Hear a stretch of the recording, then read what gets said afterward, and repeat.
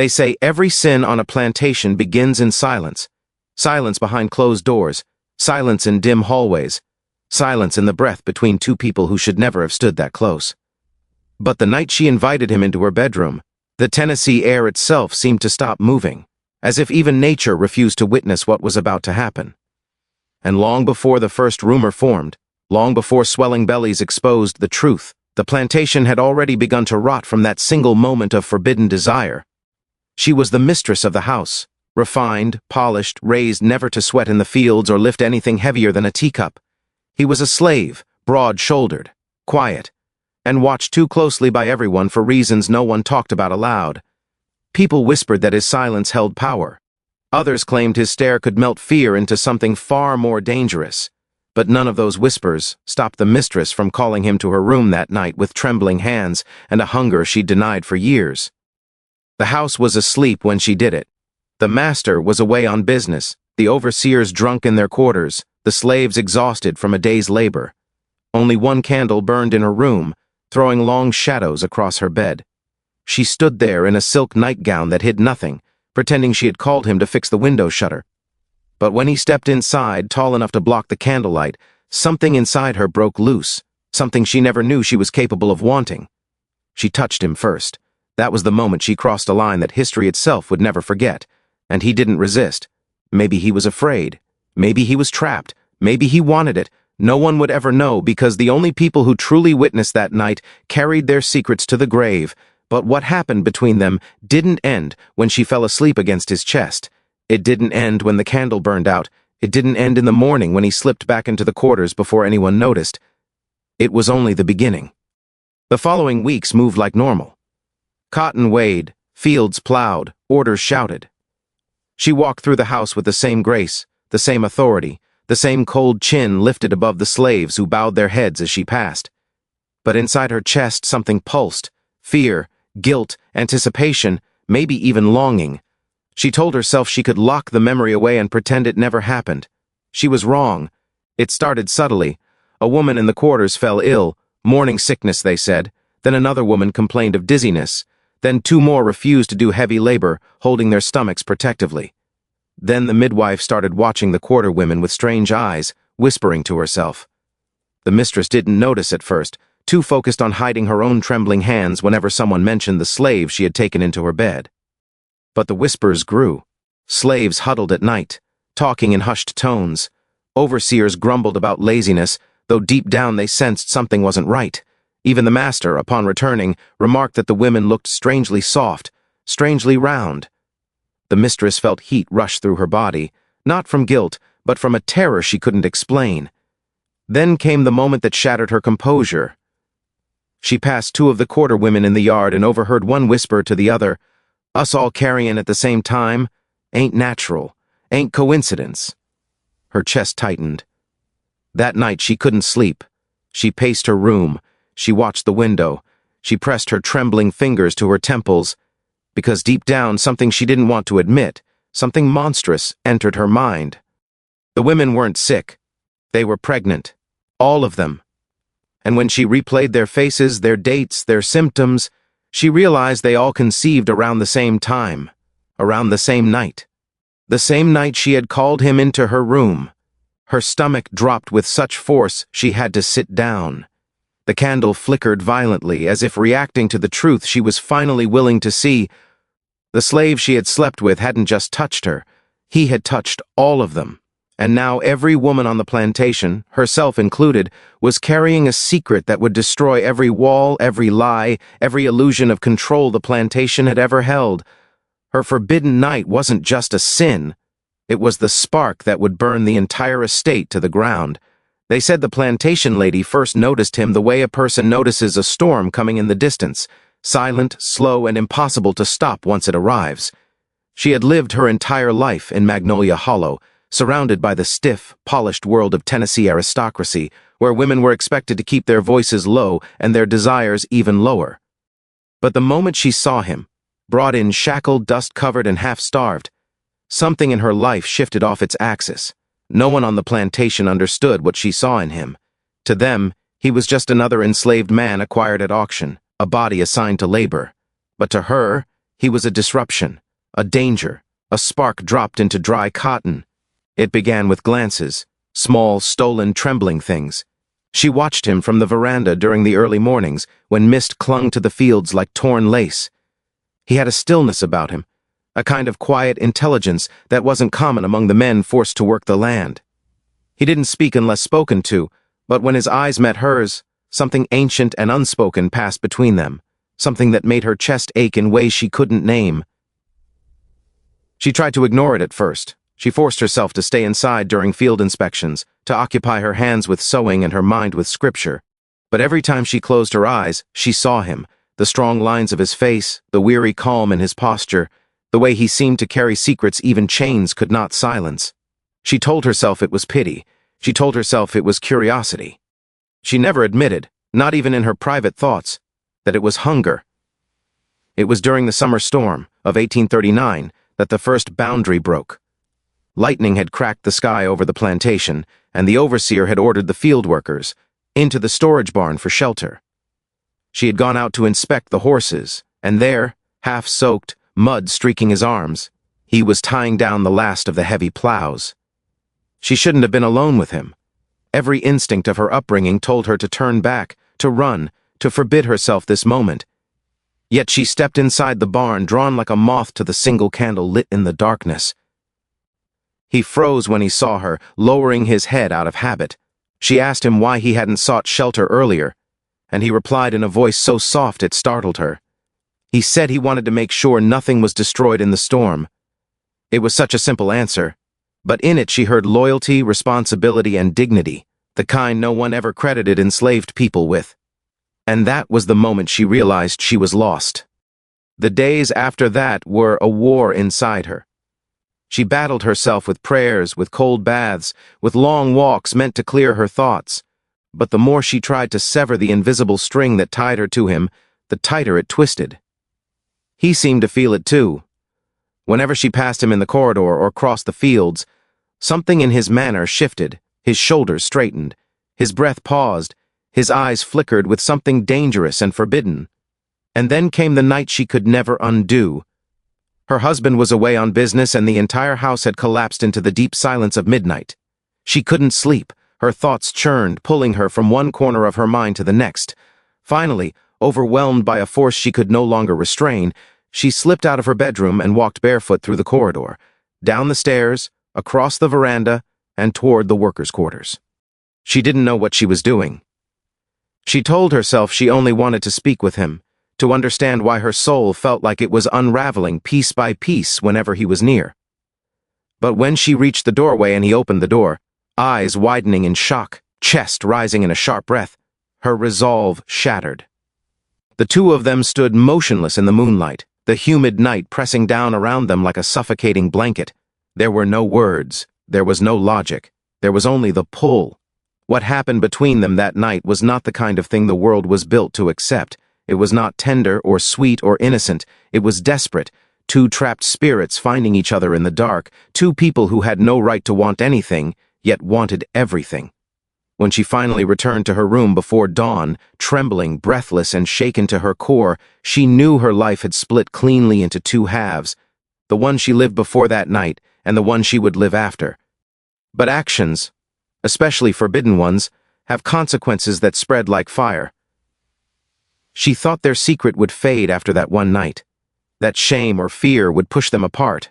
Instead, the opposite happened.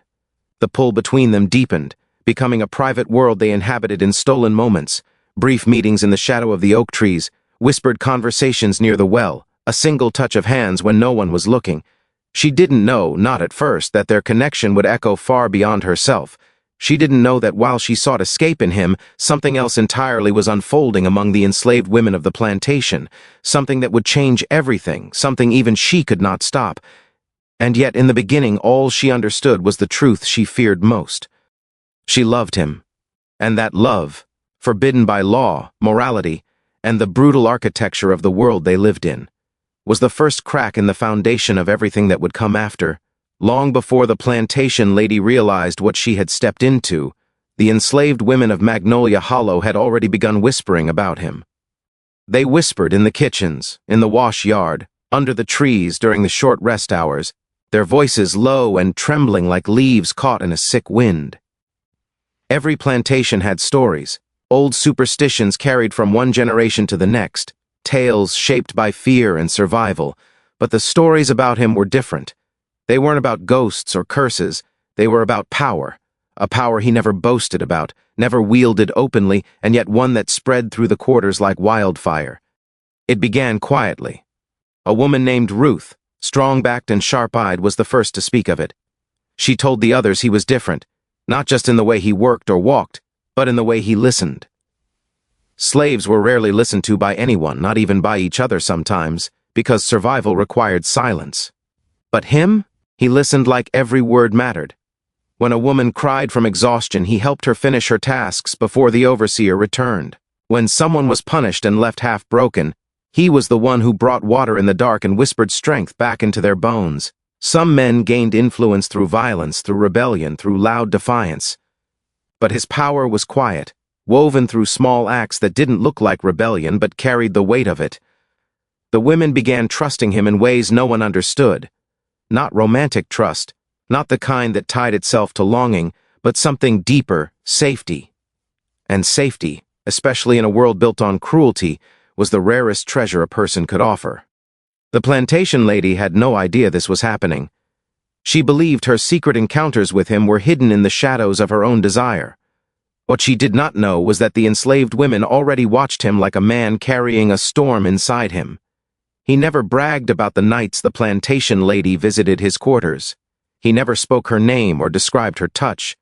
But secrets have a way of leaking through walls, especially in a place where people live 10 steps from each other and pain sharpens every sense. When the enslaved women realized the mistress had taken an interest in him, their fear turned to something more complicated: anger, protection, anxiety. They had seen what happened when plantation mistresses wanted something they could not have. Usually someone else paid the price.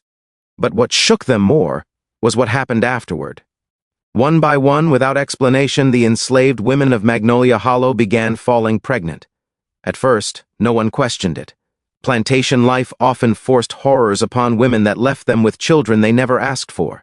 But the timing was strange, too close, too sudden. As if a silent wave had rolled through the quarters and touched every woman it passed. Ruth was the first to sense the truth, though she didn't speak it aloud. She noticed the way he avoided their gazes, how he spent long hours in the fields with his jaw clenched, the way he carried a heaviness that wasn't there months before. She had known him the longest. She understood how he changed when burdened by something he couldn't fix. When a woman named Eliza confessed to her that he had comforted her one night after she broke down from a brutal whipping, Ruth knew. He wasn't cruel, he wasn't using them, he wasn't taking advantage of their pain. They were reaching for him, reaching because he was the only form of warmth left in a world cold enough to shatter them. And he was giving that warmth back, not because he wanted to, but because the plantation was a place where choices didn't belong to slaves. Loneliness carved holes in the human spirit. Trauma pulled people together in ways the world above them never understood. And in the suffocating darkness of Magnolia Hollow, one man became the center of a desperate need for comfort. The enslaved women didn't blame him. They blamed the world that shaped him, the structure that crushed everyone beneath it. But they also feared what would happen when the mistress, blind with desire, blind with privilege, discovered she wasn't the only one bound to him. And she did discover it. The turning point came on an afternoon thick with humidity, when the plantation lady overheard 2 house servants whispering behind the pantry door. She heard her own name, she heard his, and then she heard something that snapped the final thread, holding her sanity in place. "All them women with child? You really think it's coincidence? He the father of every one." The words stuck to her like fresh tar. They didn't slip off, they didn't wash away, and no matter how many times she told herself the servants were gossiping, that they were exaggerating, she could not silence the truth clawing at her mind. The thought tore through her jealousy, her longing, her fragile obsession, because in her eyes, twisted by privilege, shaped by decades of societal poison, he belonged to her, even if their relationship lived only in shadows. For days she watched the women of the quarters with a paranoia that bordered on madness, their swollen bellies, their quiet smiles between exhaustion, their soft glances toward him, all of it sharpened her rage. She wasn't angry at them. She was angry at him. She believed he had betrayed her, even though she had no right to claim betrayal. She believed he had used her, even though she was the one with the power. What she never understood, what she could never understand, was that he was carrying a guilt that threatened to crush him. He didn't defend himself. He didn't offer explanations. Because explanations didn't exist in a world like theirs. He was a man burdened by the choices he did not fully make, by the needs he tried to comfort, by the scraps of humanity he offered because no one else offered them. The enslaved women saw all of this and grew protective. They knew the mistress's jealousy could lead to whippings, punishments, sales, broken families. They knew she saw him as hers, not as a person, but as an object she claimed in secret. And their fear, their pregnancies, their whispered worries, all spiraled toward the same inevitable truth. His influence over them wasn't born from selfish desire, it was born from survival, from desperation, from the way trauma reshapes human connection. But to the plantation lady, none of that mattered. All she knew was that she loved him, and every other woman's child felt like a knife twisting in the deepest part of her soul. Long before the plantation lady's suspicions ignited like dry straw, the truth had already taken root in the quarters, quietly, like a seed planted in darkness, watered by fear, nurtured by caution, and whispered from woman to woman in the low hum of survival. Even the children sensed it. They watched the adults with wide, knowing eyes, as if they understood the storm gathering long before thunder touched the sky. Magnolia Hollow was a place where secrets never stayed buried. The walls were thin, the rooms crowded, and sorrow had a way of echoing louder than any sermon or whip crack. It began with Eliza, who worked in the wash yard. She was the first to notice patterns no one dared explain aloud. She saw the tiredness in the women's faces, the same kind of tiredness she felt blooming inside her own body. She saw them hold their stomachs at the same time she held hers. She saw their gazes flicker nervously to the same man whenever he walked past, though none of them spoke to him once the overseer's eyes were near. It was a strange, unspoken connection, drawn not from love but from something heavier, darker, and soaked in the bitterness of survival. And Eliza, who had lived long enough on that land to understand the unexplainable, realized the truth long before anyone admitted it.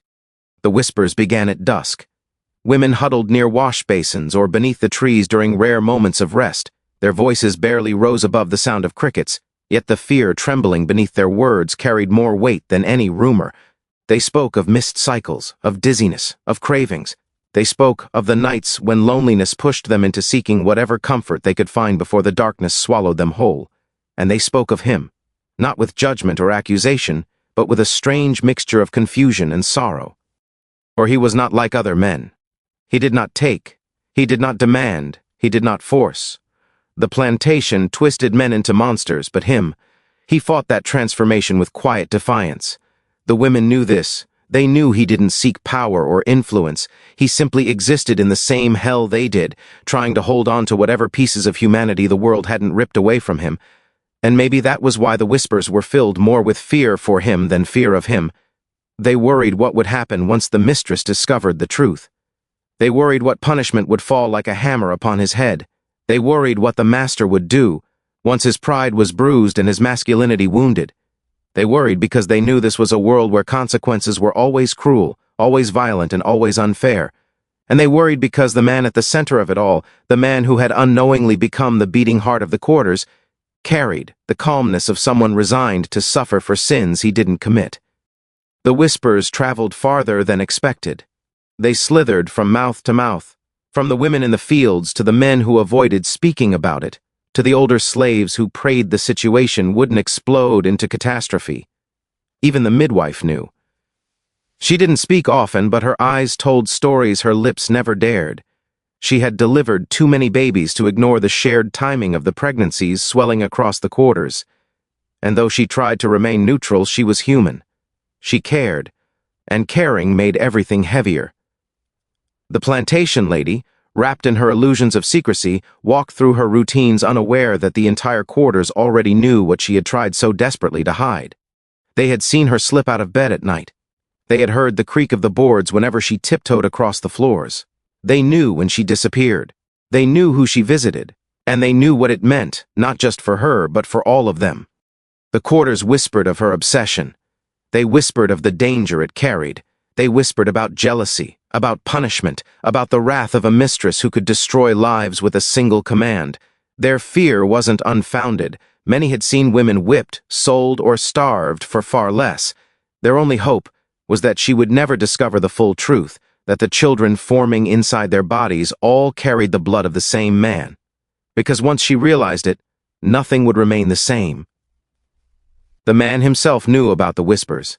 He heard them when he walked past the quarters at night. He heard his name spoken in fear, in sorrow, in apology. He never defended himself. He never explained. What explanation could he offer? That he had tried to give warmth in a world of coldness, that he had tried to be human in a place that punished humanity, that the women who sought him out were not driven by lust, but by survival, trauma, and a desperate desire to feel alive for a moment in a life shaped by cruelty. No explanation existed that would make sense to a mistress blinded by desire and privilege. So he carried the whispers like weights around his ankles. He worked harder to avoid suspicion. He kept his eyes down. He kept his voice quiet. He tried to shrink himself, hoping that shrinking would somehow make everything less dangerous. But shrinking doesn't erase truth. And whispers don't disappear just because a man wishes them to. The children in the quarters heard the murmurs too. They watched with wide eyes as the adults moved in anxiety. They saw their mothers hold secret meetings. They saw their fathers look away with expressions carved from shame and helplessness. Even they understood that something was forming in the shadows. Something bigger than gossip, bigger than scandal, bigger than the plantation lady herself. And eventually, the whispers reached the place where all dangerous truths eventually ended, the ears of someone willing to twist them into poison.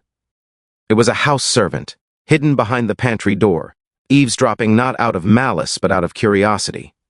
She heard two women discussing the pregnancies, discussing the man at the center of them, discussing the mistress's involvement. She didn't want trouble, but trouble followed gossip like a shadow follows the sun. And once the rumor slipped from her lips and into the ears of another servant, closer to the mistress, more loyal, more foolish, it was only a matter of time before it reached the one person it should never have reached. The quarters knew the storm was coming, long before the first drop of rain fell. They knew the moment the mistress heard the whispers, Magnolia Hollow would ignite into chaos. But there was nothing they could do to stop it. All they could do was watch as whispers, once only meant to protect, became the knife that tore the plantation in two. The first sign was so small, so ordinary, that the plantation lady barely noticed it at all. A dropped bucket, a fainting spell in the morning heat, a woman sitting down more often than usual while shelling peas. These were normal things in a place where exhaustion lived in every bone. But Magnolia Hollow had a way of revealing truth slowly, like peeling back layers of mold from a forgotten wall. Nothing stayed hidden forever, not even the things people desperately tried to bury. It was Sarah, the housemaid, who unknowingly planted the first seed of suspicion. She was folding linens one morning when she paused, pressed a hand against her lower back, and winced. The plantation lady noticed from across the room.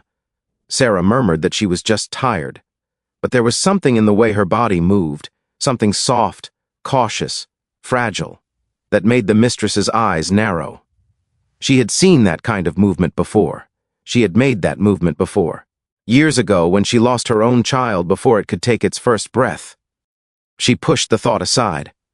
One pregnant woman meant nothing. Life on plantations was brutal and unpredictable.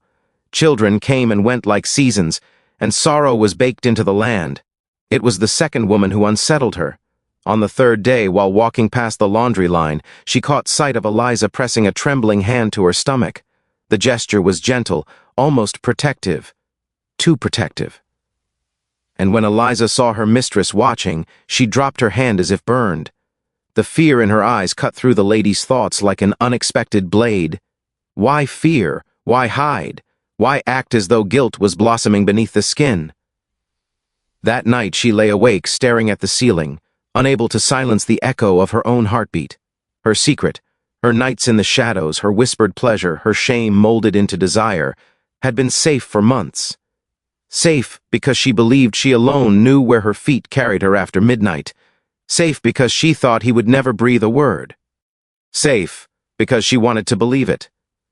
But seeing that fear in Eliza's eyes planted a different kind of terror inside her, the fear that she had never been as invisible as she imagined. The next day, she took a slower walk through the quarters, pretending to check on chores. She moved carefully, pretending she wasn't studying every woman's body, every step, every expression. And suddenly, she saw patterns everywhere. Ruth walked with her shoulders drawn tight, as if guarding something fragile. Miriam moved with a new heaviness, the kind that comes from nausea that never fully leaves. Even the younger girls whispered in corners, glancing nervously toward the fields where he worked. It was as if the entire quarters were holding their breath. The plantation lady felt something cold and sharp slide down her spine. She didn't want to jump to conclusions. She didn't want to think what she was thinking. But the truth, however faint, however impossible, was already pounding against her ribs. It wasn't coincidence. It wasn't chance. It wasn't normal. Too many women, too close in age, too synchronized in their symptoms. She told herself there had to be another explanation. Plantation life was a cruel equation. Overseers, traders, visiting men, any one of them could have caused this. But that reassurance didn't soothe her, because those men didn't look at the women the way she had seen them looking at him. They didn't speak to them in soft tones. They didn't linger near them at dusk. They didn't carry quiet grief in their eyes. Only he did. She remembered the way he looked at her the night she first took him. There had been no anger, no hatred, just a dull, resigned sorrow that made her chest tighten in a way she didn't understand. She mistook it for shyness then. She mistook it for innocence. But now she wondered if she had misread everything. What if he had been carrying secrets even then? What if she hadn't been the only one seeking warmth in the dark? Jealousy crept into her chest like poison ivy, growing silently, wrapping itself around her ribs until breathing became difficult. She hated the feeling, hated how it swallowed her dignity, hated how it made her feel weak. She was the mistress. She was the one with power. She was the one he should have wanted, even if obligation, not desire, drove him to her bed. She refused to believe he might have shared himself elsewhere. She refused to imagine him touching the others the way he touched her. But the signs were everywhere. Belly after belly, pale faces, nausea, quiet, fearful glances between the women. And worst of all, the way they avoided looking at him when she was near. Guilt flickered through their eyes, but guilt mixed with something deeper, protection, as if they knew the danger that would fall upon him once she discovered the truth. That look told her more than any confession could. Inside her something broke, not loudly, not dramatically, but softly, like old glass cracking under pressure. She returned to the house, her steps slow and unsteady. She sat at her vanity, staring into the mirror. Her reflection looked older, colder, sharper. The corners of her mouth trembled. Her hands shook as she clasped them together. She felt betrayed, humiliated, and terrified all at once. He had touched her, held her, whispered into her ear in the dark, and now she realized she might have been nothing more than one of many. It shattered her pride. It tore at her heart. It awakened something dark inside her, because the plantation lady was not a woman accustomed to sharing. She was not a woman who accepted disloyalty, even imagined disloyalty. And she was not a woman who forgave quietly. From that moment, she watched the women with the sharpness of a hawk eyeing its prey. She counted every swell beneath their dresses. She marked every pale morning. She tracked their steps, their chores, their glances. And the more she saw, the more convinced she became. These pregnancies were not coincidence, they were connected, and the connection led directly to him. Her desire turned to suspicion, her suspicion turned to obsession, and her obsession was about to rip Magnolia Hollow apart. Fear is a strange thing. It crawls into a person slowly, first as a whisper, then as a shadow, then as a hunger that eats from the inside until nothing feels real anymore. That was how it began for the plantation lady. She was not a weak woman. She was not easily shaken.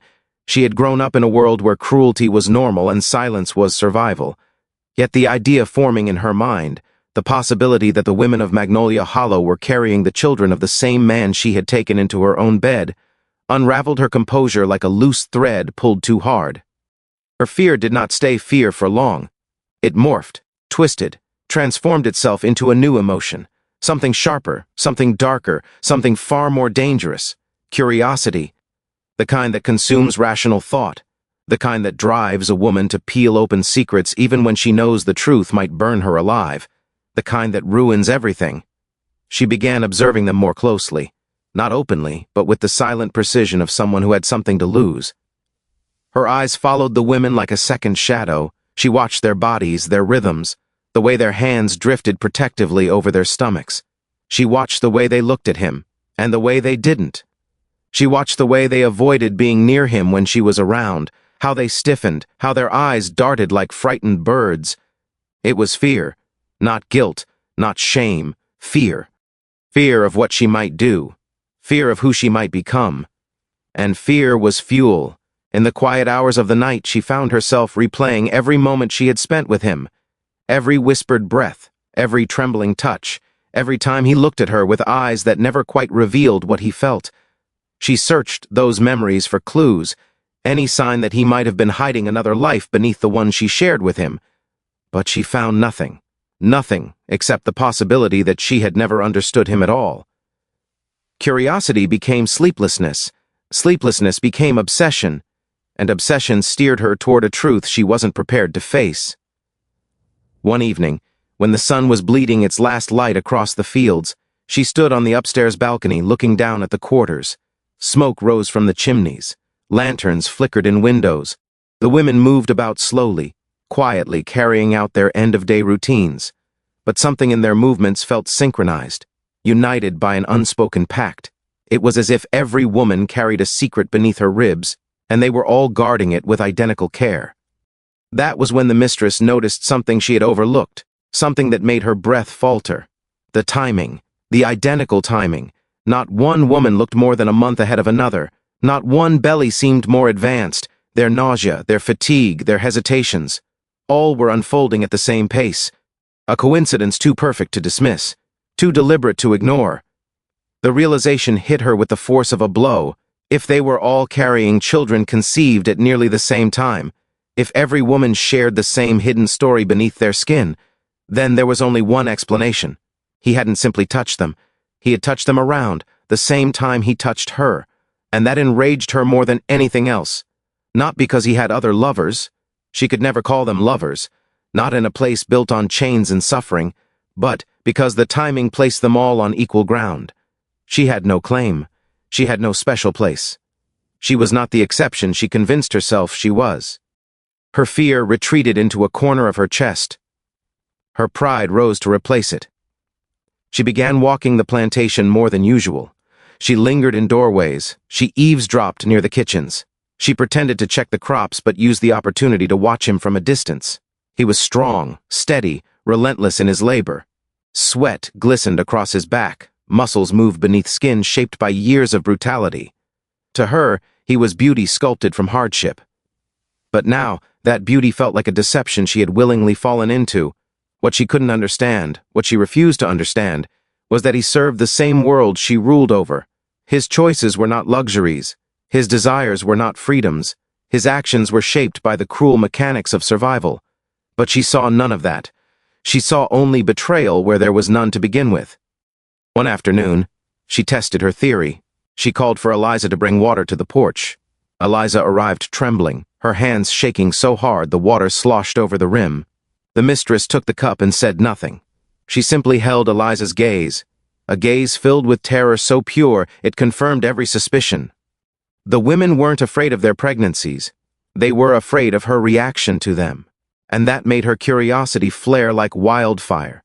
She wanted to know everything. Who had been the first? Where it happened? Who else was involved? What he said? How he touched them? Whether he whispered to them the same words he whispered to her? Whether they sought him out? Or whether he sought them?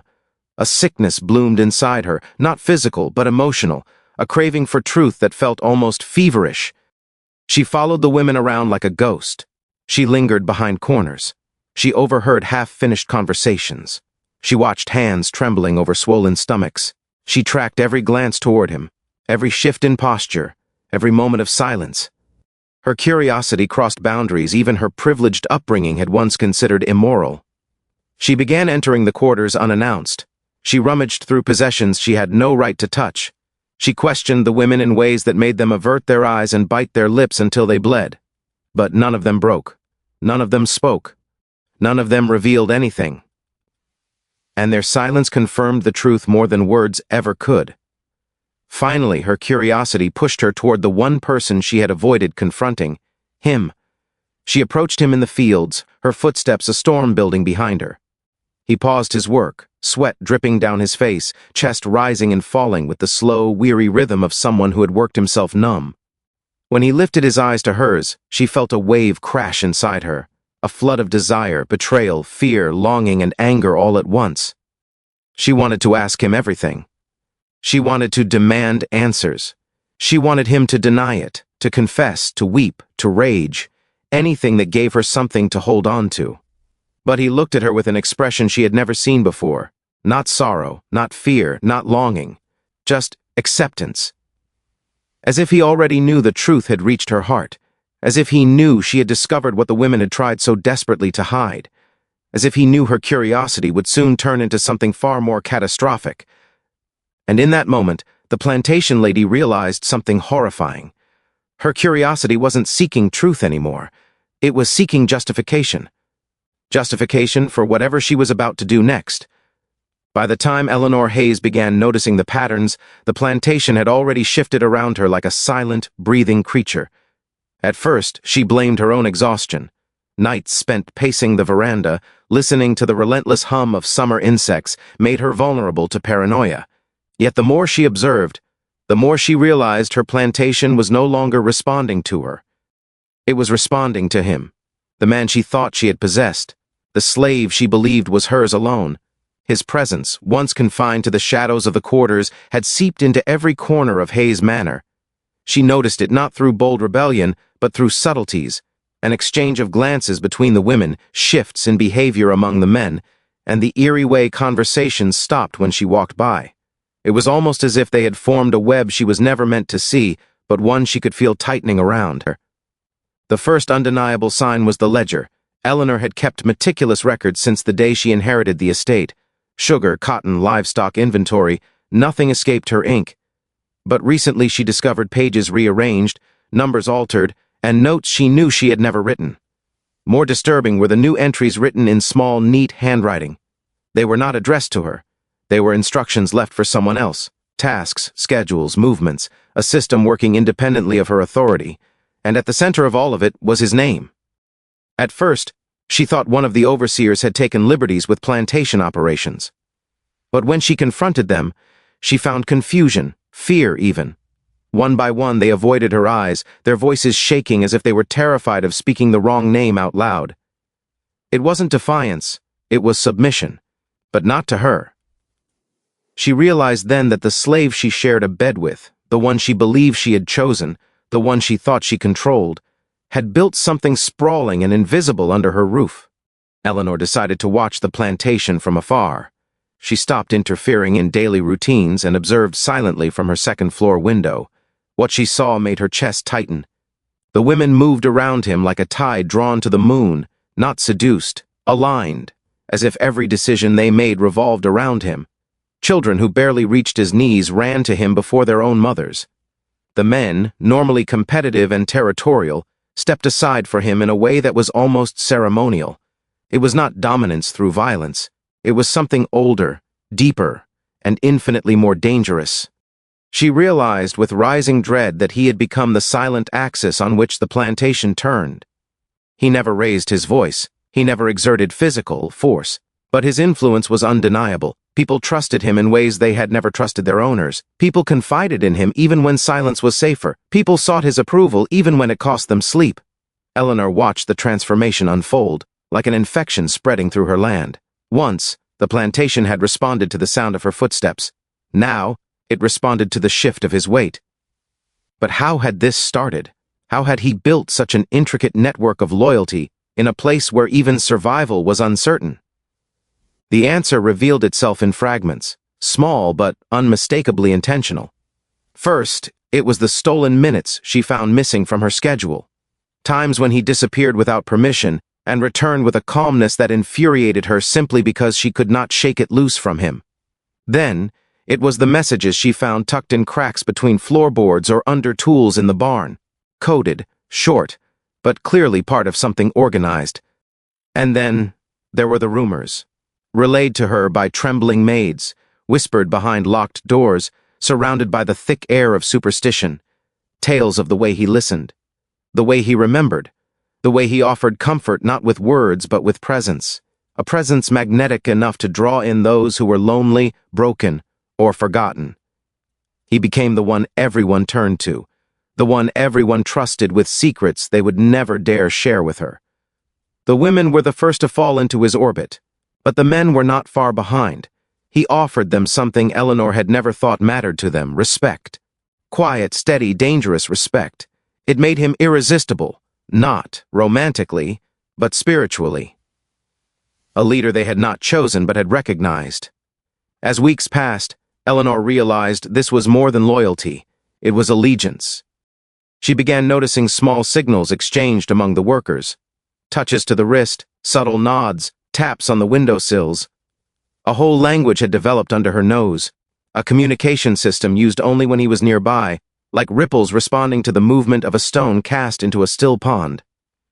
She confronted him one night, the fury inside her boiling over into her voice. But he only looked at her, calm, unreadable, almost sympathetic. It was the first time she realized she was not speaking to someone beneath her. She was speaking to someone who no longer saw her as an authority. When she demanded answers, he did not respond with fear. He responded with silence, a silence that said more than any confession. It was then she understood the truth she had been refusing to acknowledge. This man had outgrown the role she gave him. He had evolved into something she did not have a name for, something that frightened her in ways she could not articulate. He had built a network not of rebellion, not of violence, but of loyalty. A loyalty stronger than chains, stronger than ownership. A loyalty she could never hope to match. And for the first time since inheriting Hayes Manor, Eleanor Hayes felt the ground beneath her shift, not from external threat, but from the realization that the kingdom she ruled was no longer hers. It belonged to him. Long before Eleanor Hayes admitted it aloud, she sensed that the reach of the man she once believed she controlled had stretched far beyond the borders of her estate. It began with small, almost trivial hints, rumors whispered by traders passing through, strange looks given by neighbors, and a tension in the air whenever his name was spoken. But the true weight of it settled on her slowly, the way cold seeps into a room at night, unnoticed at first, then unavoidable. What disturbed her most was how naturally he had extended himself into spaces she thought were insulated from the chaos of plantation life. Hayes Manor stood on hundreds of acres, surrounded by other estates that maintained a delicate, unspoken balance with one another. Information moved like smoke, thin, shapeless, and impossible to catch. Yet somehow, he had entered that network without her permission, without her awareness, and without ever leaving her land. The first warning came on a humid afternoon when Eleanor hosted a gathering of local plantation wives. They were proper women, powdered and polished, dressed in fabrics too heavy for the southern heat. They came to gossip, to display their wealth, to judge and be judged. These gatherings were Eleanor's arena, a place where she could still claim authority uncontested. But that day she lost control before she even knew it. One of the ladies mentioned a delivery delay from a neighboring estate. Another casually added that their workers refused to follow orders during the last harvest. A third claimed that her husband had dismissed an overseer for failing to keep certain men in line. Their words should have been simple plantation complaints, the kind Eleanor had heard her entire life. But something in the way they spoke, restrained, uneasy, almost fearful, tightened her stomach. Then one of them said it, "There's a man out there, one the slaves speak about too freely. They say he listens more than he talks. They say he understands things." Eleanor felt her breath falter. Another lady leaned closer. "Some are calling him a healer. Others say he's a prophet." The laughter that followed was hollow, forced. They had no idea who they were describing, but Eleanor did. Her heartbeat hammered against her ribs in a slow, heavy rhythm. She managed to keep her expression calm, but inside, something cracked. How could they know? How had his name traveled beyond her land? She asked questions cautiously, pretending casual curiosity, but every rumor tied back to small, unsettling details. A worker on a nearby estate who suddenly recovered from a fever after speaking to him.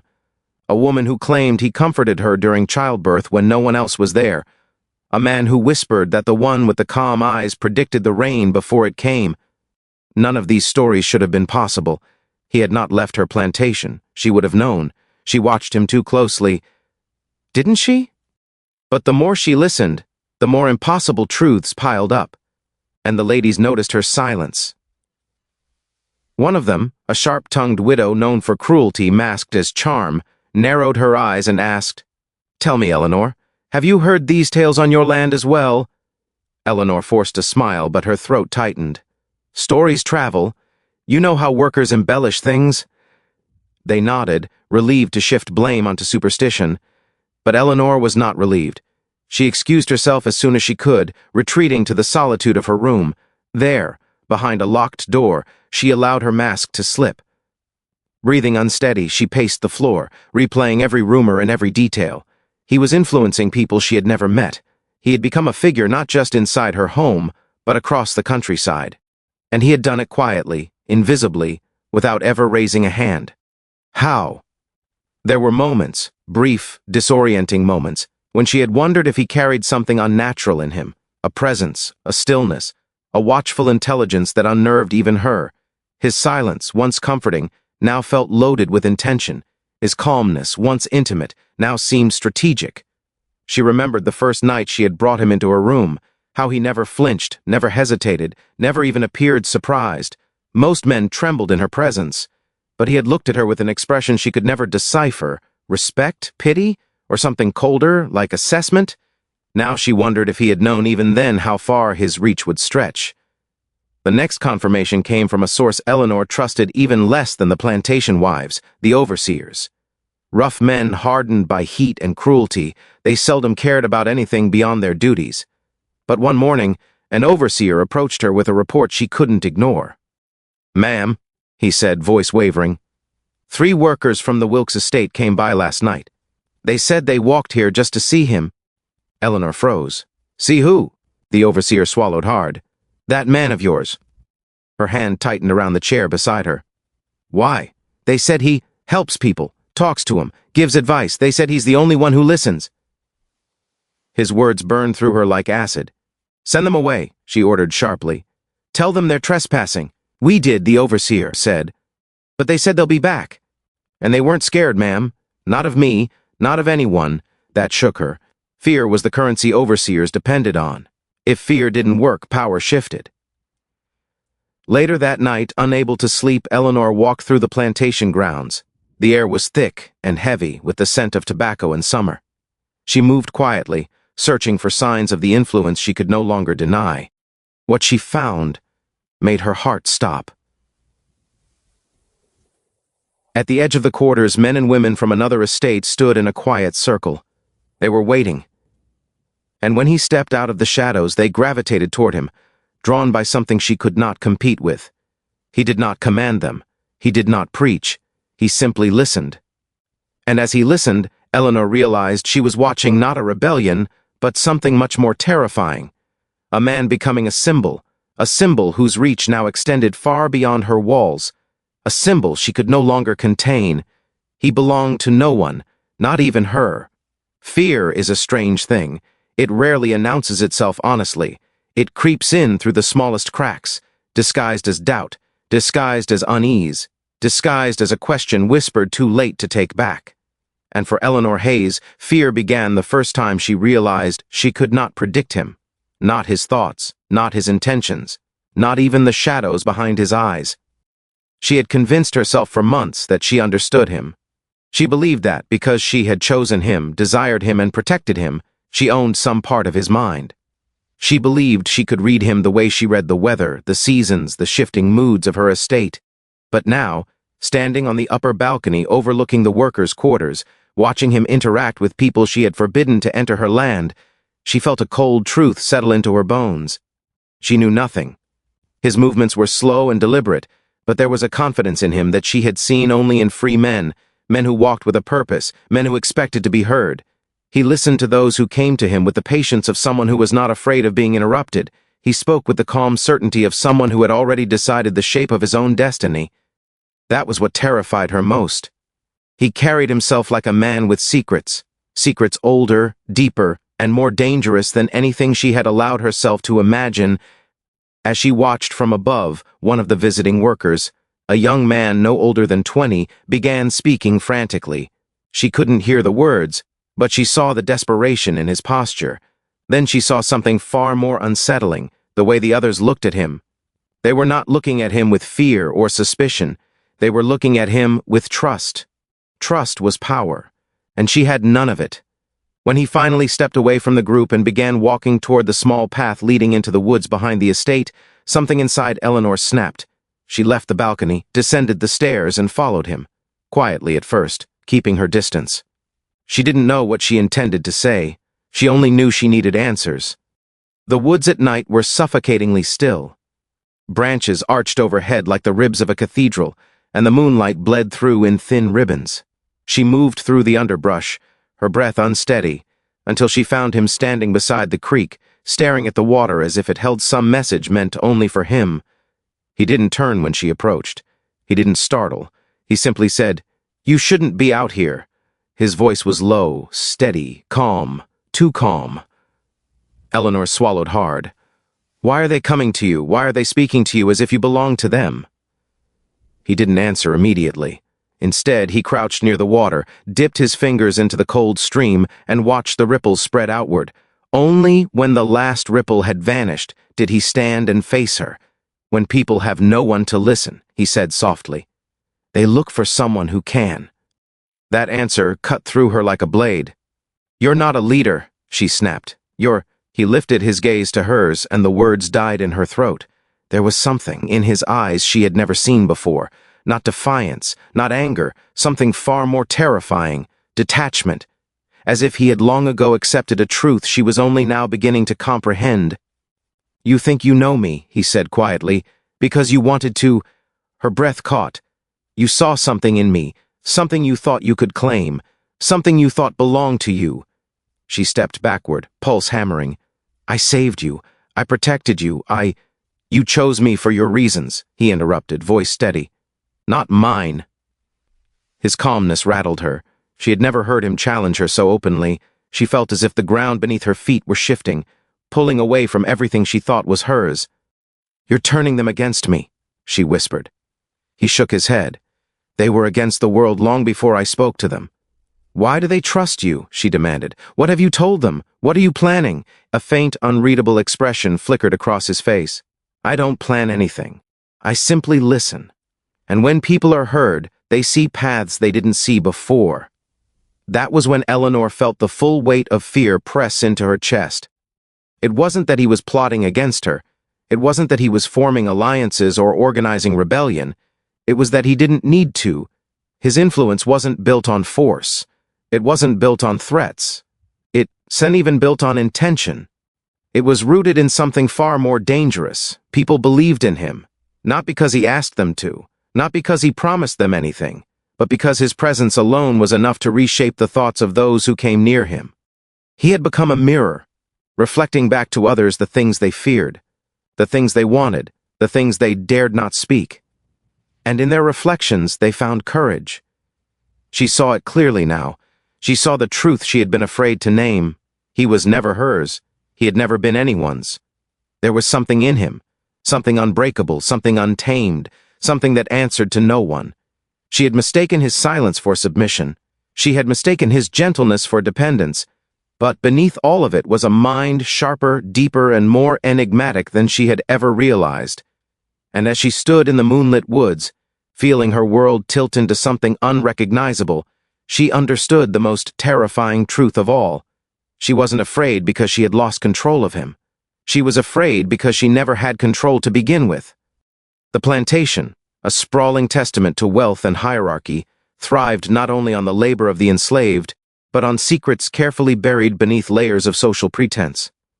Among these hidden sins, none were more insidious than those that belonged to the mistress herself, a woman whose outward elegance masked a past rife with shame, desire, and transgression.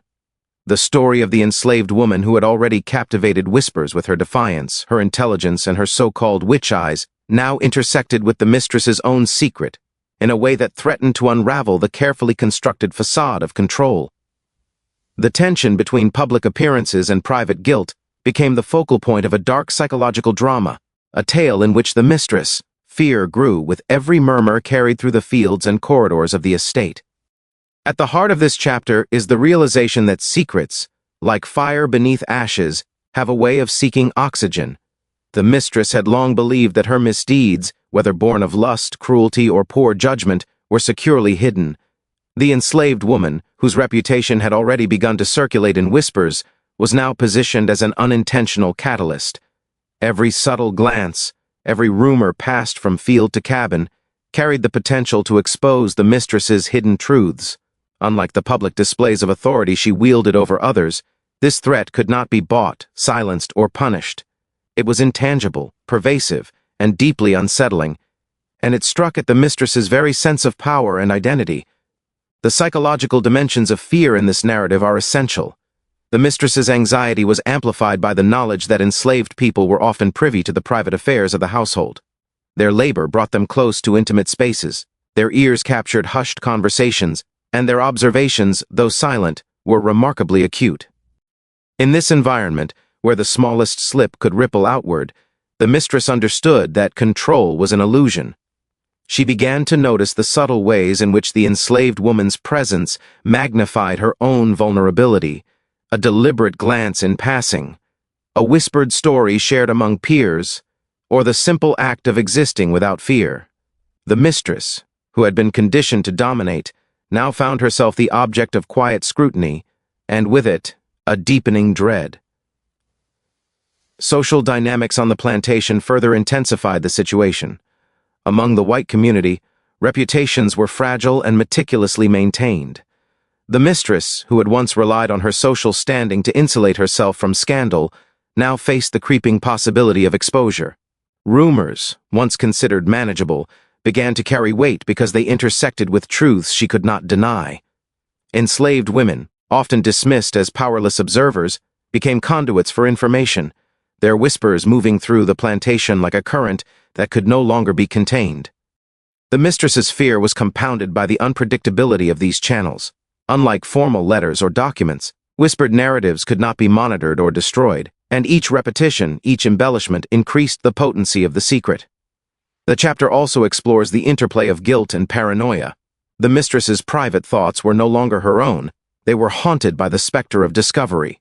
She began to imagine the enslaved woman's eyes, heterochromatic and unnerving, as instruments of revelation, an almost supernatural ability to pierce through pretense and reveal hidden sins. Every action, every misstep, and every glance from the young woman seemed laden with potential meaning. The psychological weight of being observed and potentially unmasked created a tension that permeated the household. Servants, overseers, and even other family members sensed the mistress's unease, further amplifying the sense that the walls themselves were listening, that the estate had become a stage for exposure. The mistress's fear was not limited to personal shame. It was intertwined with social, economic, and moral consequences. If her secret were revealed, it could jeopardize her standing within the local gentry, threaten her marriage or inheritance, and even destabilize the labor structure she relied upon. In this sense, the enslaved woman's mere existence and reputation represented a profound challenge to the established order. The power dynamics of the plantation, so carefully maintained through violence and intimidation, were suddenly inverted in subtle, terrifying ways. The mistress realized that the enslaved woman's influence could extend beyond the personal and into the structural, undermining authority in ways that could not easily be repaired. The narrative tension in this chapter reaches its apex when whispers begin to converge into a form of collective consciousness. Field workers speak in hushed tones at dawn, children repeat stories in fragments, and servants exchange knowing glances. The mistress becomes aware that the secret she had long believed buried is now active, almost sentient, moving independently of her control. She is forced into defensive measures, monitoring conversations, attempting subtle intimidation, and manipulating appearances. Yet every attempt to suppress the truth only heightens its potency. The enslaved woman's calm intelligence and the aura surrounding her make it impossible to fully predict or neutralize the consequences. Ultimately, a sin that cannot stay buried illustrates the collision between human curiosity, power, and the inevitability of exposure. The mistress's internal struggle, marked by fear, guilt, and paranoia, underscores a larger theme: the impossibility of containing truth in an environment rife with observation and tacit resistance. While the mistress relied on hierarchy, social norms, and intimidation, she confronts the reality that secrets, like lives, possess a stubborn persistence.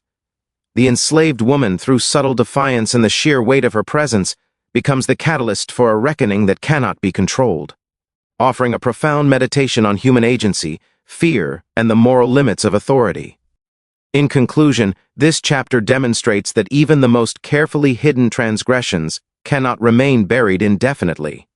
The mistress's anxiety, amplified by the whispers and observant eyes of those she believed powerless, illustrates the enduring tension between secrecy and revelation.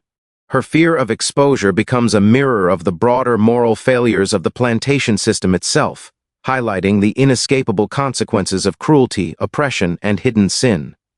Through this narrative, the enslaved woman is not merely a passive observer, she is the living instrument of truth, a force that challenges domination and reminds all within her orbit that some sins, no matter how deeply buried, have a way of surfacing.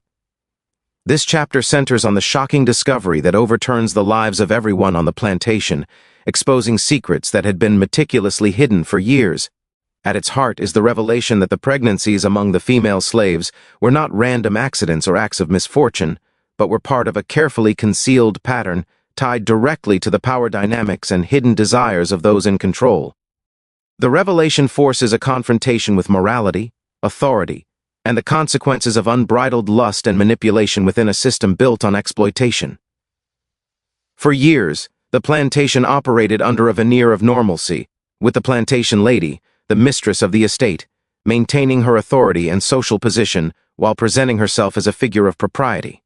To the outside world, the plantation ran as a typical household, crops were tended, slaves worked under strict rules, and social gatherings reinforced the image of civility and order.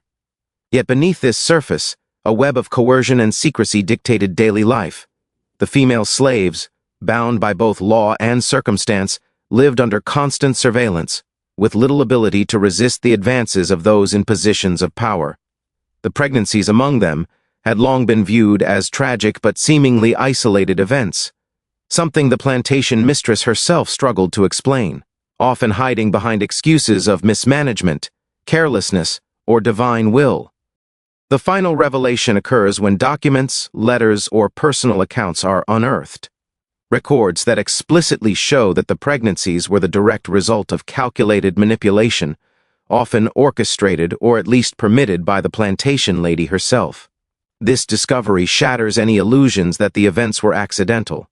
The narrative makes clear that the mistress, rather than being an innocent bystander, had actively contributed to the perpetuation of these secretive acts, perhaps to assert dominance, protect herself, or maintain control over the social hierarchy of the plantation. The revelation confronts readers with the moral complexity of her character. She is both a victim of circumstance and an agent of oppression, trapped in a system that distorted the natural order of family, trust, and morality. The emotional impact of this discovery on the plantation is immediate and profound. Among the slaves, shock and fear ripple through the community as the carefully maintained secrets unravel. The revelation confirms long-held suspicions, whispers that had circulated quietly among the servants, and gives shape to the anxieties that many had felt but could never articulate. For the plantation lady, the exposure is devastating. The shame of being implicated in such a scandal undermines her authority and challenges the public persona she had cultivated for decades. Her fear of social ruin, loss of status, and moral condemnation compounds the personal guilt she must have carried, creating a complex emotional landscape that the chapter explores in depth. This chapter also examines the broader implications of the revelation. It exposes the deep-seated power imbalances that allowed such acts to occur and persist. The plantation system, inherently rooted in control and subjugation, created an environment where the wishes of the masters, or even their wives, could dictate the lives of those who had no legal or social recourse. By revealing that the pregnancies were intentional rather than random, the story highlights how systemic exploitation was intertwined with personal ambition, pride, and fear. The plantation lady's complicity, whether motivated by desire, desperation, or self-preservation, underscores the moral compromises required to navigate a society structured around dominance and submission. Psychologically, the chapter delves into the inner conflict experienced by the plantation lady. Her identity, built upon notions of propriety, virtue, and status, is irreparably challenged by the revelation. The shame she experiences is not merely private, it is amplified by the knowledge that the community both on and off the plantation will eventually uncover the truth. This internal struggle, between maintaining appearances and confronting the reality of her actions, provides a window into the pressures faced by women of her class and time, who were often constrained by social norms yet still capable of moral failings. From a historical perspective, the chapter emphasizes how secrecy and documentation play a crucial role in uncovering hidden truths. The discovery of letters, ledgers, or first-hand accounts allows historians or observers to reconstruct events and understand the scope of manipulation and coercion. The narrative makes clear that without these records, the pattern of intentional pregnancies might have remained obscured, leaving only rumor and speculation. This underscores a broader lesson. Systemic abuses often rely on concealment and the complicity of those who benefit from silence, and it is only through careful preservation of evidence that the truth can be fully revealed. The chapter also highlights the consequences for those affected by the revelation. For the enslaved women, understanding that their pregnancies were not accidental but part of a deliberate pattern compounds feelings of betrayal, violation, and powerlessness. It transforms what had previously been perceived as misfortune into evidence of manipulation, forcing the women to confront the deliberate choices of those who held authority over them. Their suffering is thus both a product of the system of slavery and of the deliberate actions of individuals within that system, creating a layered understanding of exploitation. Socially, the revelation disrupts the hierarchy of the plantation. The plantation lady, once viewed as untouchable, now becomes a figure of scandal and moral ambiguity. Her position of power is destabilized as trust erodes and secrets surface. The chapter details the ripple effects on relationships, with servants, overseers, and neighbors, reacting in fear, disbelief, or judgment. The story emphasizes that the consequences of such revelations extend beyond the individuals directly involved, affecting the broader community and challenging the structures that once sustained unquestioned authority. Finally, the chapter examines the lasting implications of the revelation on memory and legacy. By exposing the truth, the narrative ensures that the events can be remembered accurately, providing insight into the intersection of power, gender, and exploitation on plantations.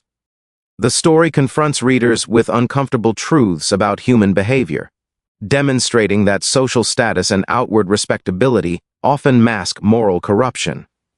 It also serves as a reminder that the actions of individuals, whether driven by self-interest, fear, or ambition, can have far-reaching and devastating effects, shaping the lives of countless others and leaving legacies that persist long after the events themselves. In conclusion, this chapter serves as the climactic turning point in the narrative, revealing the intentional nature of the pregnancies and exposing the plantation lady's darkest shame.